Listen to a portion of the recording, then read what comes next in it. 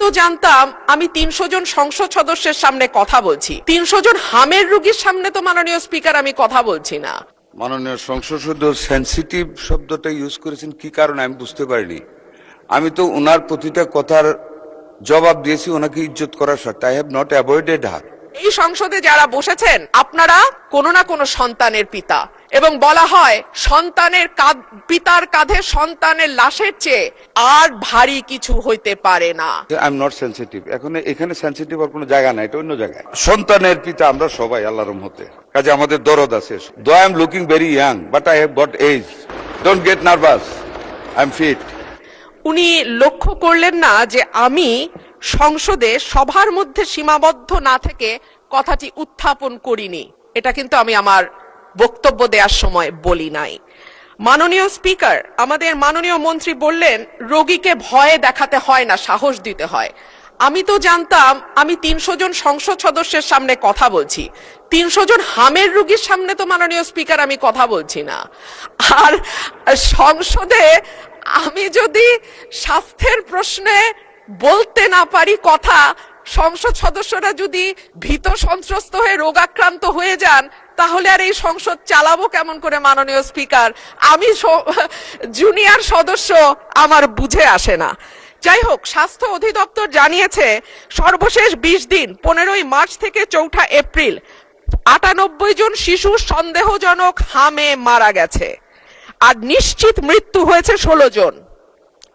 সর্বশেষ ২৪ ঘন্টায় সন্দেহজনক হামে মারা গেছে ৪ জন, নিশ্চিত হামে ২ জনের মৃত্যু হয়েছে।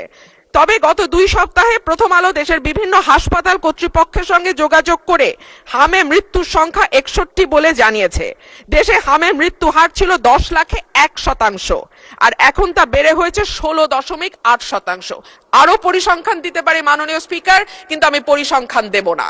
আমি একটা কথা বলি, এই সংসদে যারা বসেছেন আপনারা কোনো না কোনো সন্তানের পিতা, এবং বলা হয় সন্তানের পিতার কাঁধে সন্তানের লাশের চেয়ে আর ভারী কিছু হইতে পারে না। এই যে আমরা যে পরিসংখ্যানগুলো দিচ্ছি মাননীয় স্পিকার, এই শিশুগুলো কোনো না কোনো পিতার কাঁধে কবরে গেছে। সুতরাং এটাকে কেবল পরিসংখ্যান হিসেবে না দেখে একটা মায়ের কান্না, একটা পিতার আর্তনাদ, একটা পরিবারের ধস, এবং চিরজীবনের জন্য একটা পরিবারে যে শোক নেমে আসে, সেটার দিকে আমরা একটু তাকাই। মাননীয় স্পিকার, আমি মাননীয় মন্ত্রীর কাছে প্রশ্ন রাখছি। প্রথম আলোর খবর জানাচ্ছে শুধু হাম নয়, 10 রোগের টিকার সংকট দেখা দিয়েছে দেশে। ইপিআই এর কেন্দ্রীয় গুদামে BCG, penta, BOPV, PCV, MR, TD এই 6 টিকার মজুদ শূন্য। আইপিডি ও টিসিবি টিকার যে মজুদ আছে সেটা দিয়ে চলবে আগামী জুন পর্যন্ত। এরপরে কি হবে সেটা যদি মাননীয় মন্ত্রী আমাদের জানান তাহলে সুবিধা হয়। ধন্যবাদ মাননীয় স্পিকার।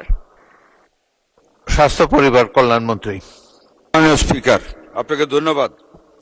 মাননীয় স্পিকার, মাননীয় সংসদ সদস্য সেনসিটিভ শব্দটা ইউজ করেছেন কি কারণে আমি বুঝতে পারিনি। আমি তো ওনার প্রতিটা কথার জবাব দিয়েছি ওনাকে ইজ্জত করার স্বার্থে। আই হ্যাভ নট অ্যাভয়েডেড হার। এখানে সেনসিটিভ কি হলো দেওয়া সঠিক হয় নাই, বা জবাব দেওয়া উচিত হয় নাই।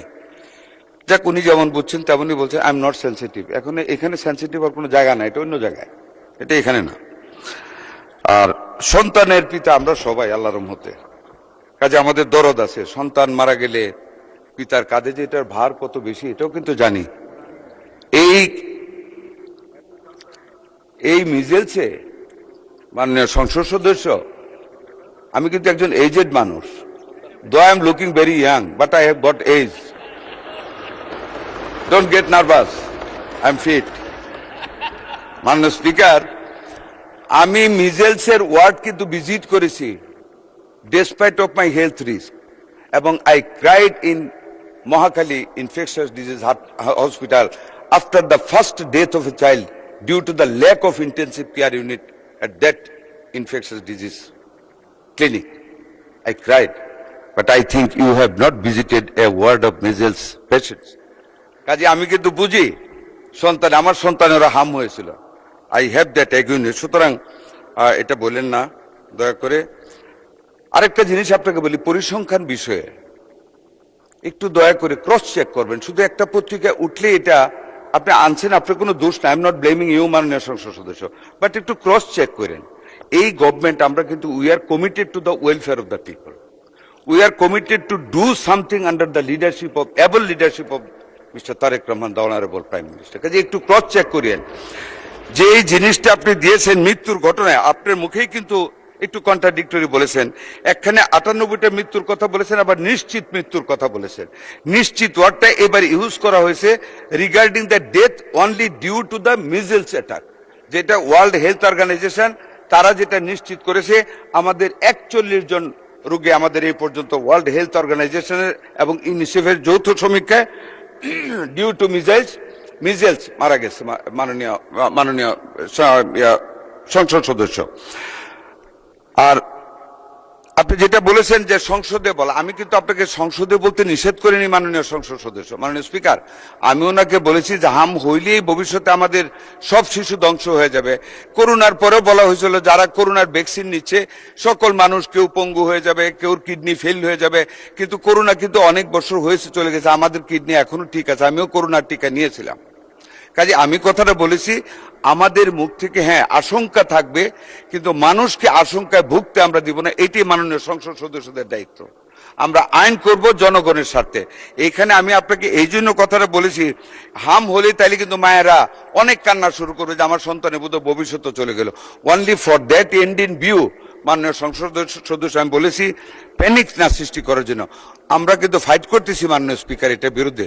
আশা করি মাননীয় সংসদ সদস্য ভবিষ্যতে আমাদেরকে ওনার ধারণা দিয়ে, জ্ঞান দিয়ে যাতে সেন্সিটিভ না হই আমাদেরকে সাহায্য করবেন। আপনাকে অনেক ধন্যবাদ মাননীয় স্পিকার। মাননীয় মন্ত্রী, টিকার মজুদ শেষ হয়ে গিয়েছে, নীল ব্যালেন্স আছে, সে সম্বন্ধে কিছু বলেন। মাননীয় speaker, I am sorry, I have omitted that. আমাদের টিকার মজুদ আমরা শূন্য থেকে শুরু করেছি, দ্যাটস ভেরি ট্রু, বাট মাননীয় speaker by that time we are rich. আমাদের হাতে আছে, আমাদের চেইন আছে, আমাদের টাকা আছে। আমরা টাকা অলরেডি আমরা আমাদের ক্যাবিনেট মিটিং থেকে পাস করে দিয়েছি 604 কোটি টাকা। এই সপ্তাহের ভিতরে এডিবি থেকে সুইজারল্যান্ড হয়ে ইউনিসেফের কাছে চলে যাবে। মাননীয় স্পিকার আরো বলি, আমরা কিন্তু মাননীয় স্পিকার অনলি ইউনিসেফের কাছ থেকে নিচ্ছি, we are not going to tender.